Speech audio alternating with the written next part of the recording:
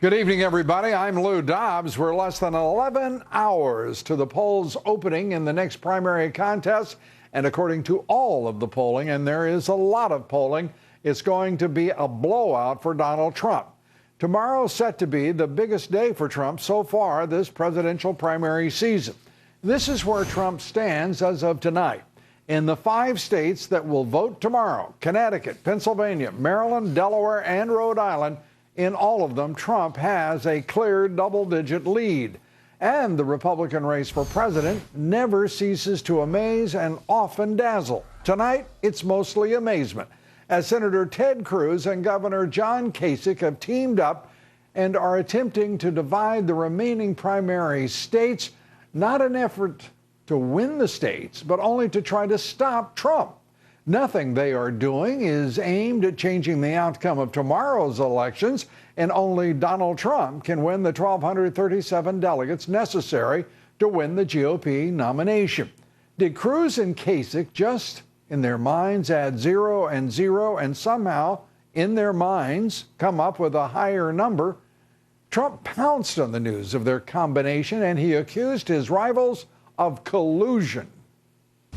Honestly, it shows such total weakness, and it's pathetic when 2 longtime insider politicians, establishment guys, whether you like it or not, have to collude, have to get together to try and beat a guy that really speaks what the people want. We want our jobs back. We want our military strong.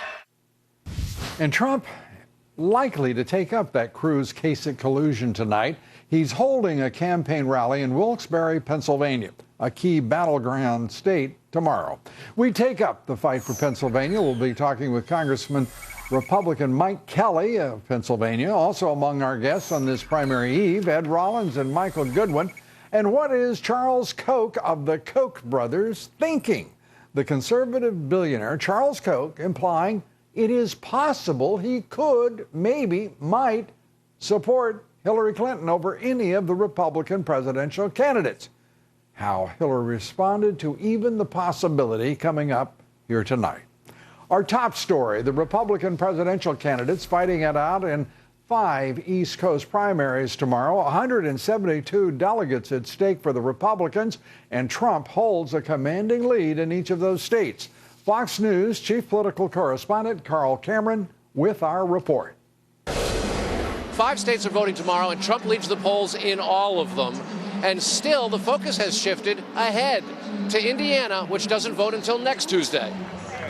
Ted Cruz and John Kasich are teaming up, not as a ticket, but as a tag team to deny Donald Trump the nomination. We are all in on Indiana. Because Indiana is winner-take-all next week, statewide and by congressional district, Kasich will not compete, so Cruz will have a better chance of denying Trump delegates. It is big news today that John Kasich has decided to pull out of Indiana to give us a head-to-head contest with Donald Trump. Following Indiana, Cruz will avoid Oregon on May 17th and New Mexico on June 7th, where Kasich has a better shot undercutting Trump. Kasich noted that the collaboration is cheaper and tactical because he matches up best in the polls against the left. I don't have, like Daddy Warbucks behind me giving me all this money. I have to be careful about my resources. But furthermore, the reason why I'm in this race is I'm the only one that beats Hillary Clinton. It could backfire and energize outraged Trump backers who've heard him complain for 2 months that the GOP nomination process is corrupt. It's collusion. If you collude in business, or if you collude in the stock market, they put you in jail. But in politics, because it's a rigged system, because it's a corrupt enterprise, in politics, you're allowed to collude. Cruz added an element to his attack on Trump for opposing North Carolina's law requiring transgendered people to use restrooms assigned to their birth gender. If Donald Trump dresses up as Hillary Clinton, he still can't go to the girls' bathroom. And I think the American people are looking for leaders who embrace common sense and are willing to once and for all speak the truth. While Trump's new campaign team of Washington insiders continues to promise he'll act more presidentially, it hadn't quite started today when he was talking about Kasich. He has a news conference all the time when he's eating. I have never seen a human being eat in such a disgusting fashion. In response, Team Kasich tweeted, @RealDonaldTrump, we were looking for some Trump steaks for the governor, but no one seems to sell them anymore. In addition to coordinating their efforts in order to stop Trump, both the Kasich and the Cruz campaigns have begun their short lists and even vetting some of their potential vice presidential nominees. Trump says it's wishful thinking, but they're very serious about it. In Wilkes-Barre, Pennsylvania, Carl Cameron, Fox News. Well, on the Democratic side, Hillary Clinton switching gears, focusing on the general election. She's increasing her attacks against Donald Trump, but Bernie Sanders isn't backing off. The senator raising eyebrows when he refused to condemn a comment made by a surrogate that some felt might have gone too far. Fox News Chief White House correspondent Ed Henry with our report. Hillary Clinton is so confident she's on the verge of locking up this race, her aides are already ruminating about potential vice presidential picks, and she's focused on hammering Donald Trump. Come out of those towers named for yourself and actually talk and listen to people. Don't just fly that big jet in and land it and go make a big speech and insult everybody you can think of. Yet to the chagrin of the Clinton camp, Bernie Sanders just has not gotten the memo and won't stop attacking her. Secretary Clinton has chosen to raise her money a different way. She has a number of super PACs. A curious way to reach out to Clinton, as some Sanders supporters are telling the New York Times they're angling to have a major role drafting the party platform at the convention here in Philadelphia.